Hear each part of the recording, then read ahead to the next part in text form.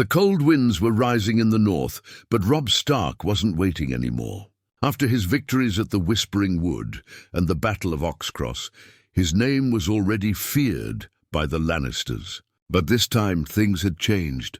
Jaime Lannister was already his prisoner. Now, by pure chance, something impossible had happened. Joffrey Baratheon, the boy king, was caught while traveling with a small escort near Harrenhal. No one expected him to be there, not even Robb. The scouts thought it was just another nobleman fleeing the war. But when they saw the golden crown and that smug, cruel face, they knew. They brought him in alive, in chains. Joffrey screamed all the way, shouting about his crown, his mother, and how they would all be killed for touching him. But nobody listened. The northern men, the river lords, even the bannermen from the Vale. They looked at him like he was already dead. Robb stood outside the tent where Joffrey was being held. His breath came out like fog in the cold air. Grey Wind, his direwolf, stood beside him, growling softly. He knew what was at stake. Killing Joffrey could start something even worse. But keeping him alive, that felt like poison. Inside the tent, Joffrey was tied to a chair, red-faced and trembling. "You can't do this to me. I'm the king of the 7 kingdoms." Robb stared at him, silent for a long moment. Then he said, "You had my father killed. In front of my sisters. You spit on our family's honor and called it justice. So now let's see what justice really looks like." Joffrey laughed nervously. "If you kill me, my mother will burn the north to the ground. My grandfather, Tywin Lannister, he'll destroy everything you love." Robb turned his back, walked a few steps away and said, "Your grandfather had his chance. He sent a message to the world when he ordered the Red Wedding in another life. But this time we send our message first." That night the lords gathered. Catelyn Stark begged her son to wait, to use Joffrey as a hostage. But Robb was different now. War had aged him. He no longer believed in soft words or southern mercy. By morning, a wooden block was placed outside the camp. Men gathered, silent, waiting. The boy king was dragged out, kicking and cursing, his royal clothes torn and muddy. They forced him to his knees. He looked up at Robb, not with fear, but with rage. "You're a traitor," he spat. "My mother will—" But the words didn't finish. With one smooth swing, Robb brought down ice, the great Valyrian steel sword of House Stark, and ended Joffrey's rule forever. Blood soaked the snow. No cheers rose, just silence. The north had its justice. But the realm would soon feel the fire. News of Joffrey's execution traveled fast, too fast. Ravens flew out from Robb's camp before the sun had even set. One of them reached King's Landing just as Queen Cersei was about to break her fast. She held the parchment in her hands, her fingers trembling as her eyes moved over the words again and again. She didn't cry. Cersei Lannister didn't break. Not in front of others, but inside her chest. It felt like something had cracked open. Her son, her firstborn, was dead, executed like a common criminal. No trial, no ransom, no warning. Killed by the son of the man he had beheaded. She stood in the Red Keep's hall with the letter crushed in her fist, and her teeth clenched so tight it hurt. "Robb Stark," she hissed, "you think you've won something." The court was in chaos. Some of the lords were whispering about peace now that Joffrey was gone. Others were afraid of what Tywin Lannister would do once he heard the news. But Cersei wasn't waiting. Within an hour, she had called for Sir Meryn Trant and every remaining Kingsguard. "Prepare the city," she ordered. "Seal the gates. No one leaves or enters unless I say so." "But your grace," Sir Meryn said, "the small folk will panic." "I want them to panic," she snapped. "I want every man, woman and child in this city to know that the North will drown in fire for what they've done." Across the sea of mountains, Tywin Lannister sat in his tent near the Riverlands, reading the same letter in silence. His face, always cold and unreadable, stayed still for a long time. But the shaking of the candlelight caught something in his eyes. A fire, or maybe a storm. Kevan Lannister, his brother, stood close by. "Shall we prepare for retaliation?" Tywin slowly folded the letter. "No, we prepare to end the war." "But Joffrey was a fool," Tywin said calmly. "A mad boy in a crown. But he was my grandson, and now the Starks have made it personal. There will be no mercy.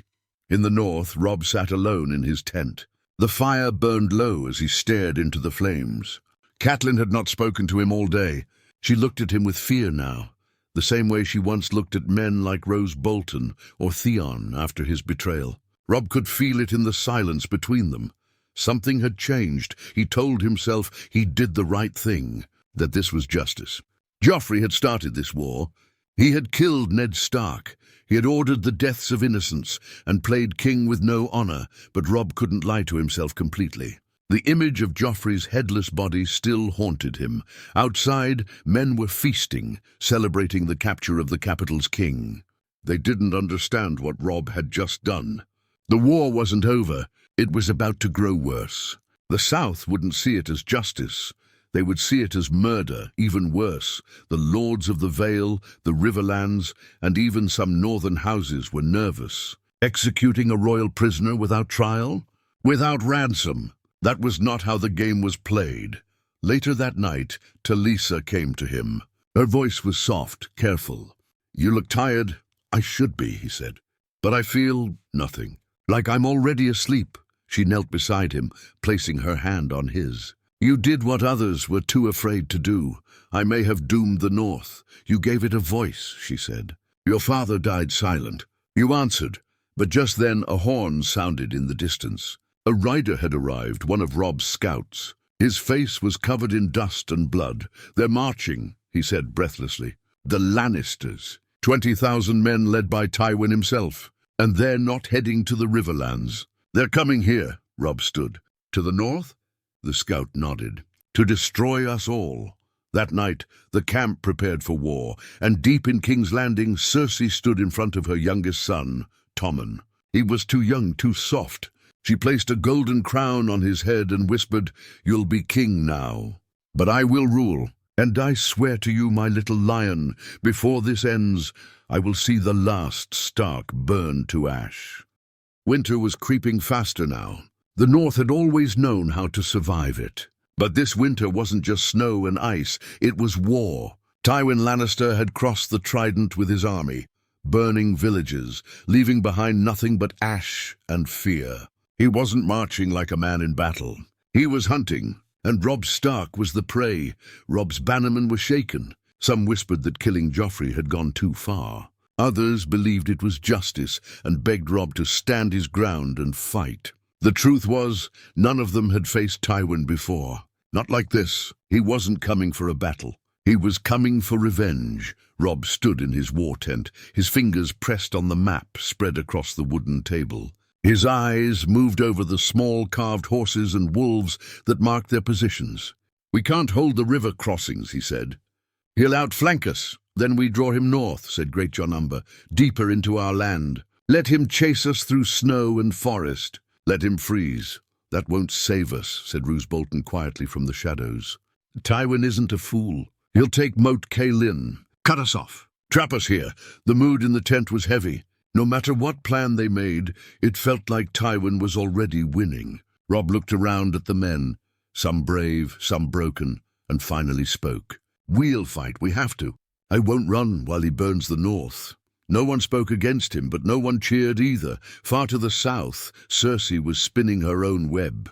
With Joffrey dead, she wasted no time making Tommen king. The boy barely understood what was happening. He stood in the great hall, wearing the crown, eyes wide, fingers trembling. Cersei sat beside him, speaking to the lords and ladies. "Our enemies call it justice," she said. "But what justice is there in murdering a crowned king, a child in chains?" The hall murmured. "Robb Stark is not a king," she continued. "He is a butcher in a wolf's skin. And I promise you, the North will bleed for what they've done." She turned to the High Septon.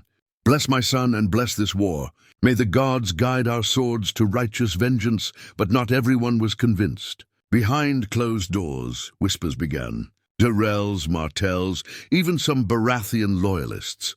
They were not sure if they wanted more war. Joffrey had been cruel, unstable. Maybe his death could bring peace, but Cersei wouldn't let that happen. She started rounding up anyone who questioned her. Goldcloaks dragged nobles from their beds, accusing them of treason. Some vanished. Others were found floating in the Blackwater. The Red Keep grew colder even as summer lingered outside. Meanwhile, in Robb's camp, things were changing too. The execution of Joffrey had shaken Catelyn deeply. She no longer smiled. She barely spoke to her son. One night, as the fires crackled low, she entered his tent and said, "You are becoming something else, Robb." "I did what had to be done," he replied. "You did what couldn't be undone," she said. "And now you lead men to their deaths." He stared at her, pained. "Would you have let him live? After what he did to father, I would have used him, traded him for your sisters, bought us time. Anything but this," he didn't answer. The guilt sat on him like heavy armor.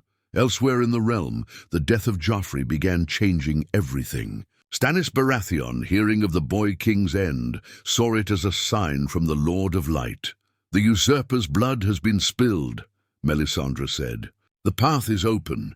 Stannis began gathering ships again, calling banners. He believed the throne was now within reach, with one less pretender in his way. Even Daenerys, far across the narrow sea, heard whispers of the Lannister boys fall. "The lions are wounded," Ser Jorah said. "Now may be the time." But for now, the storm was focused in the north. Tywin's army finally reached Moat Cailin. It was a narrow, muddy choke point, but the Ironborn who once held it were gone. Tywin moved through it like a blade through butter. Robb was forced to retreat further north, closer to Winterfell, and then something worse happened. Riverrun fell Walder Frey, furious that Robb had broken his marriage oath, betrayed the Tullys. He opened the gates to Tywin's men. Edmure Tully was taken prisoner. The Riverlands were lost. One night, Robb walked alone outside the camp, the snow falling lightly around him. Grey wind followed close. He looked up at the stars and whispered, "Father, did I do the right thing?" There was no answer, only silence, and the sound of war drums growing louder in the distance. Winterfell had never felt so far away. Robb Stark stood by the fire, wrapped in a heavy black cloak, staring at the flames. The warmth barely touched his skin anymore. He was colder now, not from the weather, but from what the war had done to him. They were retreating further north every week, deeper into their own lands, but with fewer allies, fewer horses, and even fewer reasons to keep hoping. Tywin was getting closer. The old lion moved carefully but relentlessly. No mistakes, no emotion, only strategy. He wasn't trying to win battles anymore. He was trying to crush Robb's spirit, and it was working. The Riverlands had betrayed them. The Freys had closed their gates. House Karstark, still angry over the death of Lord Rickard Karstark, refused to send reinforcements. Even some of the smaller houses were turning silent. Robb was beginning to understand. Honor only meant something when you were winning. One night, Robb gathered his remaining lords. "There's no use running," he said. "We fight, not because we think we'll win, but because we must." Some men nodded, but most looked tired, beaten, worn out. Rose Bolton stepped forward. "A wise man knows when to bend the knee. We could sue for peace, offer terms. Surrender the boy king's crown." Robb's eyes turned sharp. "We didn't raise banners to kneel, and I won't beg for peace from the man who murdered my father's honor." Bolton said nothing, but something passed behind his eyes, something dark. The truth was, Rose was already talking to Tywin behind closed doors. He had sent his bastard, Ramsay Snow, to take Winterfell from the Ironborn, pretending to fight for Robb, but in secret he was planning his own rise. He saw what the others didn't. The North was lost, and if Robb fell, someone would need to take control, and Rose intended that someone to be him. Meanwhile, in King's Landing, Cersei's grip on power grew tighter. The city had turned quiet, not peaceful, but silent out of fear. Goldcloaks walked every street, watching, listening. Anyone caught speaking ill of the Queen Mother disappeared by morning. Tommen sat the Iron Throne, but everyone knew it was Cersei who ruled. She had turned Joffrey's death into a weapon. Paintings and banners were hung in the city square. Images of the boy king smiling, young, proud. Below the pictures were words written in gold. "Murdered by the wolf." Cersei used his death to justify every cruel decision, every purge, every execution. The small folk suffered, but no one dared complain. Yet not all were loyal. Varys the Spider was already whispering to Tyrion in secret. "This war will not end with a crown, my lord. It will end in ashes. Cersei is too proud. Robb is too angry. And Tywin, he does not care who lives or dies, so long as Lannister blood sits the throne." Tyrion drank from his cup, watching flames dance in the hearth. "So what do you suggest? We sit and wait while the realm burns?" Varys smiled softly. "I suggest we find someone who can stop them both." But even far across the sea, someone had already heard the call. In Meereen, Daenerys Targaryen stood at the balcony, her dragons circling in the sky. Jorah came to her side, holding a letter. "The boy king is dead. The north rises. The south burns. Westeros is weak." She looked out at the sea, eyes hard. "Then it's time," she said. "Time to go home." Back in the north, Robb moved his camp near Barrowton. Snow fell harder now. Food was low. His men were tired of waiting. One night, a raven arrived. It carried a letter sealed with a red wax lion. Robb broke it open and read it alone. "Surrender. Bend the knee. Swear loyalty to King Tommen, and you and your men will be spared. Refuse, and the north will be buried beneath fire and steel. This is your last chance." It was signed Tywin Lannister, Hand of the King. Robb didn't even finish reading. He threw it into the fire and watched it burn, but inside he knew what was coming. The next day he received worse news. Roose Bolton had disappeared from camp during the night. No word, no note. Just gone. That night, grey wind howled. It was a sound of warning, and Robb knew betrayal was already moving in the dark. The north was colder now, not just from the snow, but from something worse: silence. Robb's camp had grown quiet over the past few days. Men no longer laughed around fires or sang songs of home. Instead, they spoke in low voices or not at all. The missing presence of Roose Bolton hung heavy over them. Some said he had gone to rally more troops. Others feared the truth, that he had betrayed them. Robb knew it in his gut. Roose had always been cold, too calm, too quiet. A man who never smiled during victory, never mourned in defeat. Now he was gone, and the last trusted bannerman had vanished with him. Catelyn stood in her son's tent as he buckled on his armor. Her face was pale, her eyes tired. "You need to send word to the Umbers, the Manderleys. Anyone who will still fight for us." "I already did," Robb said. "They won't march. Not after Riverrun fell. Not after Joffrey." Her voice cracked slightly. "If you had kept him alive," Robb turned sharply, "he would have been a weapon in their hands. You know that, but he was still a king, Robb. Executing him without trial turned many against us. You've given the Lannisters the excuse they wanted." "I didn't need an excuse to fight," Robb said quietly. "I needed justice." But in the silence that followed, he couldn't deny it anymore. His justice had cost them the war. Far from Robb's camp, in the shadows of Winterfell's broken towers, Ramsay Snow smiled as he looked down at the burning bodies of the last Ironborn. He had taken the castle in his father's name, pretending to act for House Stark, but now that Roose had vanished from Robb's army, Ramsay knew the truth. The north was up for grabs. Inside the great hall, he sat in Robb's old chair, peeling the skin off a man's finger for information. A northern farmer had refused to give him grain. Ramsay didn't care if it was out of fear, loyalty, or hunger. He only cared that the man had said King Robb one too many times. By the end of the hour, the man couldn't speak anymore. But Ramsay had what he needed. Winterfell was his, and his father was on the move. Roose Bolton had not returned to the Dreadfort. He had gone to Tywin. In a dark tent near Moat Cailin, Roose stood before the old lion, his face as blank as always. "I bring you the north," Roose said. Tywin didn't blink. "You bring me betrayal." "I bring you victory," Roose corrected.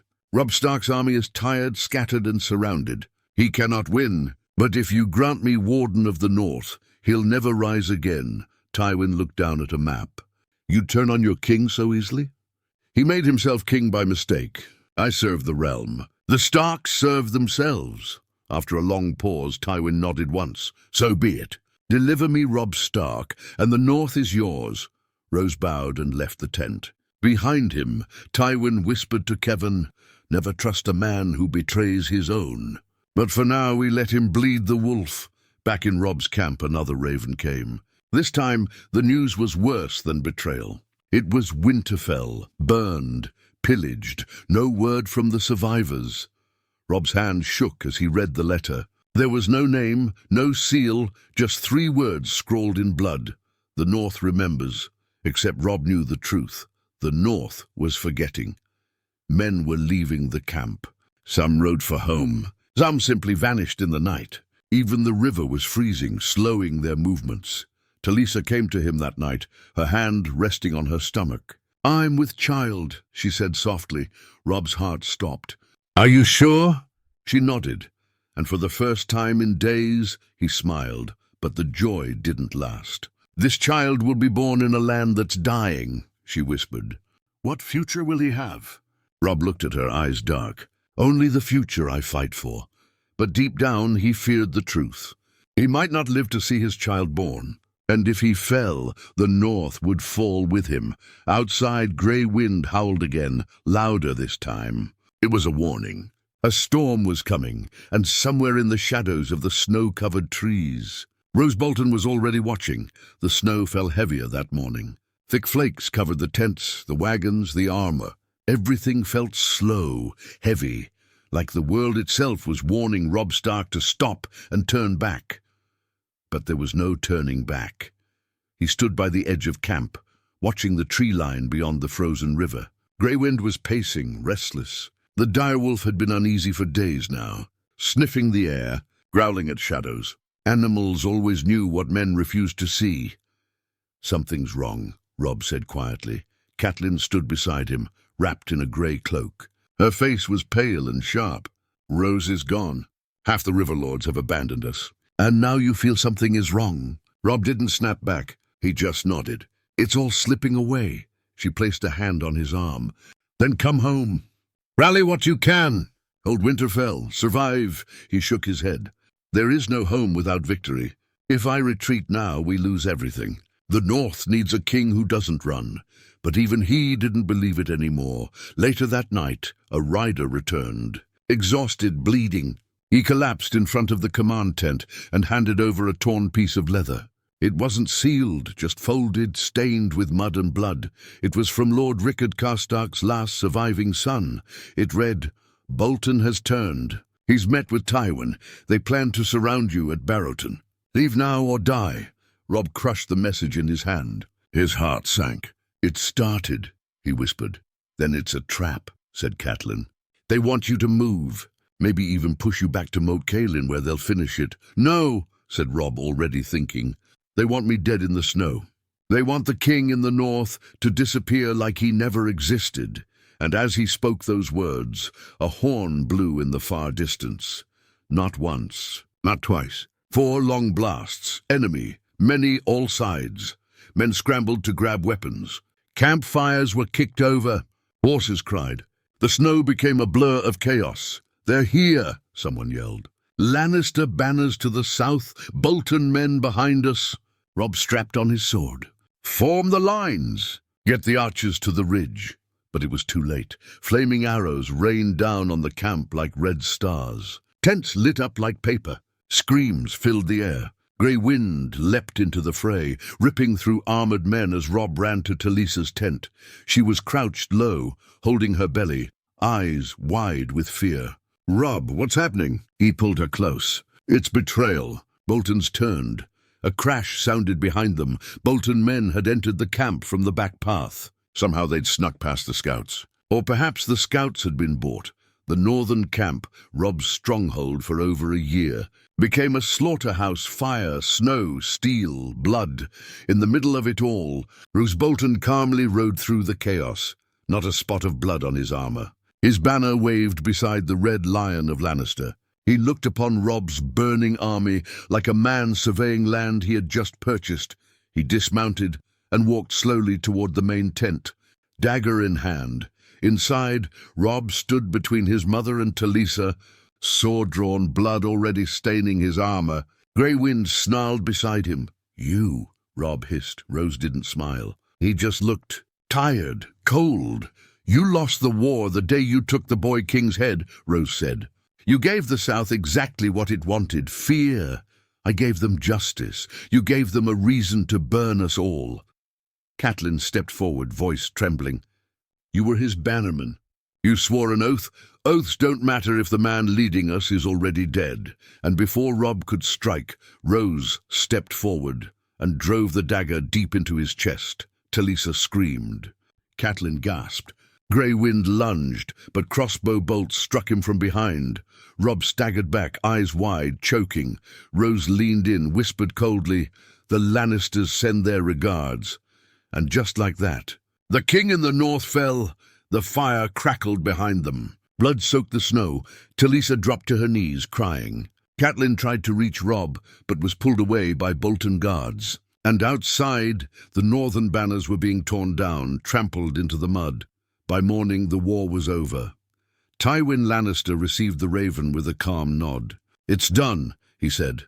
Cersei stood by the window of the Red Keep, staring at the black sky. She didn't smile. She just whispered, "One wolf down," and in the ashes of the north only whispers remained. The snow didn't stop falling. Robb Stark was dead. By the next morning, the word spread like wildfire across the north. Some refused to believe it. Others broke down in tears. In small villages, old men wept by hearth fires. Mothers whispered the news to their children like it was a dark bedtime tale. The king in the north, the young wolf, had been betrayed. Killed not by the Lannisters, but by his own bannerman.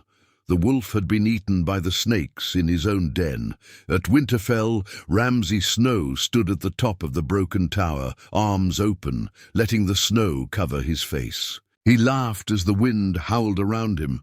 "We've won," he said to himself. "Father has delivered the north, and now it's mine." Down below, his dogs were being fed. They weren't hungry, not yet, but Ramsay liked them well fed. They performed better when they weren't starving. One of the kennel masters brought him a message from Moat Cailin. "The Ironborn are leaving, sir.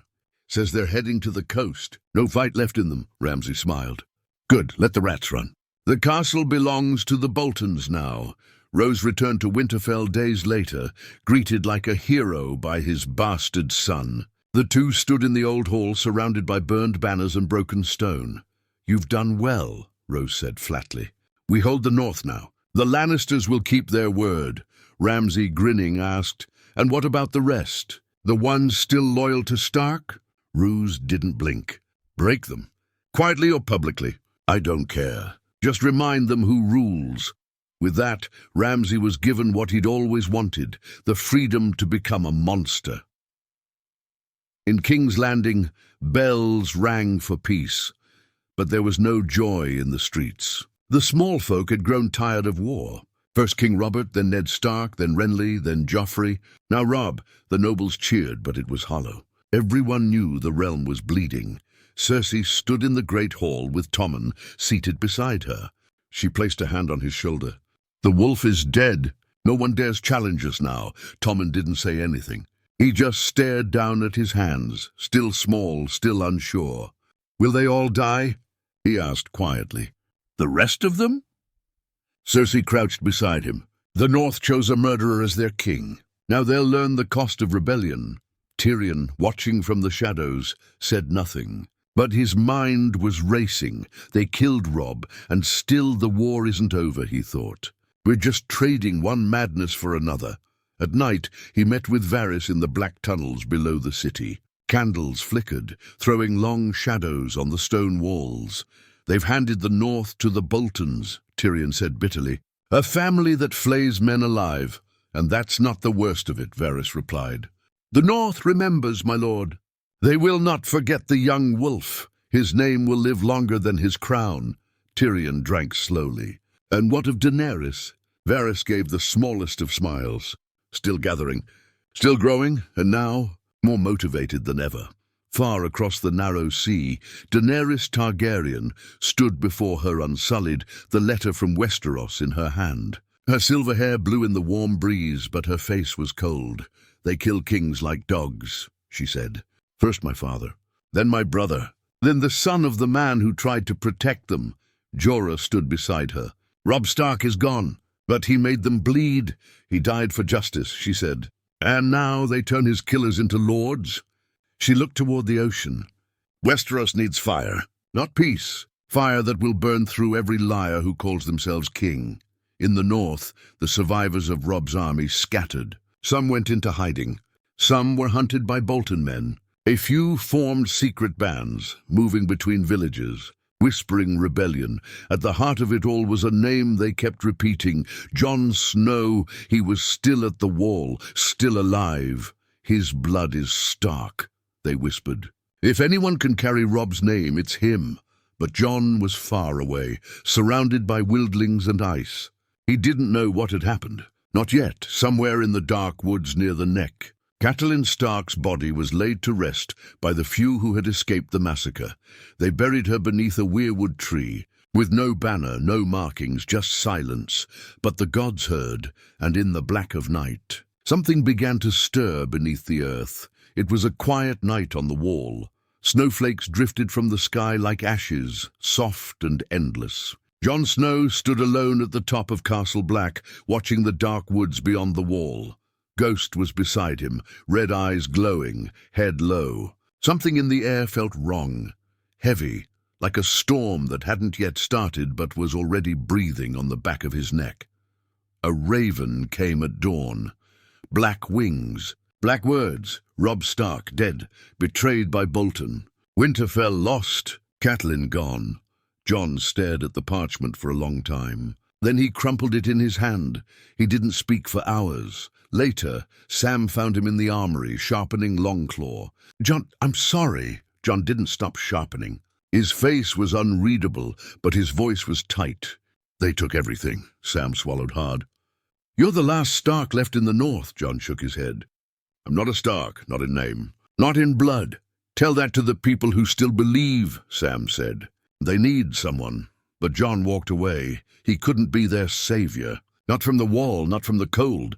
He had sworn an oath, and breaking it would mean desertion, death, dishonor. But part of him, the part that carried the wolf blood, was howling. Back in Winterfell, the Boltons ruled through fear. The fires never stopped. Villages were burned just for raising the old banners. Children were taken. Fathers hanged. Wolves hunted down and nailed to gates as warnings. Ramsay roamed freely now, wearing fine clothes and feeding his dogs with the flesh of his enemies. He carved pieces off men while singing softly. He didn't just want to rule the north. He wanted it to suffer. Rose watched in silence. He didn't like his bastards' games, but he didn't stop them either. As long as order was kept and the Lannisters were satisfied, the Bolton name would remain strong. But whispers were already growing. The north remembered. Old women passed Robb's name like a prayer. Young men trained in the woods waiting. Symbols were carved in trees. The direwolf, the crown, the sword. Something was coming. They all felt it, even in death. Robb Stark had become a legend. Far away, across the sea, Daenerys stood at the bow of her ship. Her fleet had grown. Her armies had multiplied. Her dragons flew above, casting long shadows on the waves. She had heard all the tales now, of Joffrey's execution, of Robb's rebellion, of his death, and of the boy at the wall, the last wolf in the snow. "I will burn them all," she said. "For every child they've killed. For every Stark they've buried." Jorah nodded. "The realm is cracking. The fire will finish what the sword began." She closed her eyes. "Let them feel what it's like to lose everything." But not all vengeance came from dragons. One night, deep in the woods near the Trident, a group of soldiers stumbled upon something impossible. A woman in a grey cloak stood by the riverbank, her skin pale, her eyes lifeless. Her throat was slashed, but she didn't bleed. She opened her mouth, but no words came. Only breath. Cold breath. It was Catelyn Stark, or something that used to be, brought back by fire and blood, changed. Hollow. They called her Lady Stoneheart, and she remembered everything. The phrase, the Boltons, the betrayal, the death of her son. She didn't pray anymore. She executed. Her group, ragged men with red scarves, called themselves the Brotherhood Without Banners. But now they had one goal, vengeance. Wherever a Frey rode, he vanished. Wherever a Bolton marched, his body was found hanging from trees. The realm thought Robb was gone, but his mother had become his ghost. At the wall, Jon stood again beneath the stars. He hadn't spoken of the letter again, but he had changed, tougher, quieter, eyes colder than before. Sam came to him once more. "You can't stay here forever," I swore a vow. "They broke every law, Jon. They murdered your brother, your mother. What's a vow to them?" Jon didn't answer at first. Then he said softly, "When the time comes, I'll know." He looked out over the frozen forest. Winter's not the only thing coming, and deep in the snow-covered land, wolves howled again, not in grief, but in warning. The North remembered, and it was not done yet.